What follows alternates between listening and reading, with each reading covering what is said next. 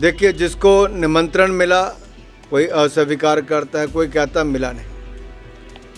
निमंत्रण देने का काम जिस कमेटी का है वो कर रहे हैं, लेकिन मैं इतना जरूर कहूँगा, जो कभी भगवान राम को काल्पनिक कहते थे, जो कभी राम मंदिर का विरोध करते थे, जो हमसे तारीख पूछते थे कि मंदिर तो बनाओगे, तारीख कब बताओगे, आज उनको बताना चाहते हैं कि प्राण प्रतिष्ठा की तारीख भी 22 जनवरी तय हुई है और उसके बाद करोड़ों की तादाद में देश और दुनिया भर से लोग भगवान राम के दर्शन करने आएंगे।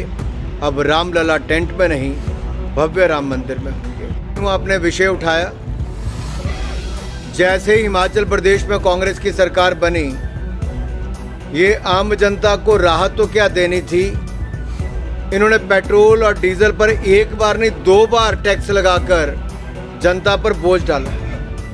जब पूरे प्रदेश में भयंकर बाढ़ से तबाही मच रही थी, तब ये तेल के दाम बढ़ा रहे थे, रेता बजरी के क्रशर बंद कर रहे थे। और आज भी मार्केट में जाकर दाम देखिए, अगर हिमाचल प्रदेश में दाम बढ़े हैं तो कांग्रेस की सरकार आने के बाद, जबकि उससे पहले जब भाजपा की सरकार केंद्र और प्रदेश में थी तो 2 बार केंद्र सरकार ने दाम कम किए और 2 बार प्रदेश की भाजपा की सरकार ने दाम कम किए। ये अंतर है। ये महंगाई का बोझ अगर कोई किसी ने डाला तो कांग्रेस ने हिमाचल प्रदेश की जनता पर डाला। हिमाचल प्रदेश में कहा था 2 महीने में नौकरियां मिलेंगी। आप पुराने वीडियो निकालिए, 1 साल 2 महीने होने को आ जाएंगे, लेकिन नौकरी तो दूर, नौकरी की आवाज भी कहीं नहीं आ रही। दूसरी ओर नरेंद्र मोदी जी ने कहा था कि 10 लाख सरकारी नौकरियां देंगे, तो 8 लाख से ज़्यादा सरकारी नौकरियां दे चुके हैं और हर महीने प्रोग्राम करके देते हैं।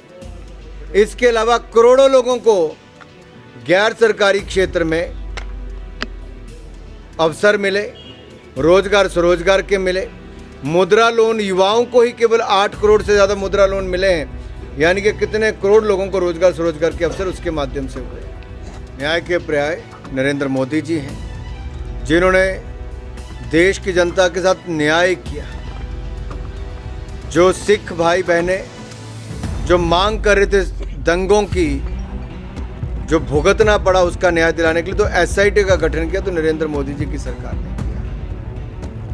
भ्रष्टाचारियों से मुक्ति दिलाने के लिए भ्रष्टाचार मुक्त शासन देकर न्याय नरेंद्र मोदी जी ने किया। गरीब गरीबी रेखा से बाहर आना चाहते थे, तो 13.5 करोड़ गरीबों को, जरूरतमंदों को गरीबी रेखा से बाहर निकालने का कार्य पिछले 5 वर्षों में करके न्याय दिलाया। 4 करोड़ लोगों को पक्का मकान, 12 करोड़ को शौचालय, 13 करोड़ घरों को नल से जल देना और हर घर हर गांव को बिजली पहुंचाना। 60 करोड़ लोगों को 5 लाख का इलाज आयुष्मान भारत योजना में मुफ्त में देना और 80 करोड़ लोगों को अनाज पिछले 3 साल तो दिया, अब अगले 5 साल की गारंटी भी मोदी जी ने दी। ये होता है न्याय दिलाएंगे जो टुकड़े टुकड़े गैंग के लोगों को अपनी पार्टी में शामिल करते हैं, जो जाति के नाम पे देश को बांटने का प्रयास करते हैं, जो चुनाव हारने के बाद क्षेत्रवाद की बात करते हैं। वो न्याय क्या दिलाएंगे जो चीन के एजेंट जिनके साथ काम करते हैं, जो डोकलाम की घटना के समय भी चीन के लोगों के साथ दिखते हैं। वो न्याय क्या दिलाएंगे जिनकी पार्टी को और उनके नेताओं को बल सोरोस जैसे व्यक्ति करते हो। वो न्याय क्या दिलाएंगे जो अपने ही देश के खिलाफ काम करने वाली ताकतों के साथ हाथ मिलाते हो। ये न्याय करने वाले नहीं, ये दिखावा करने वाले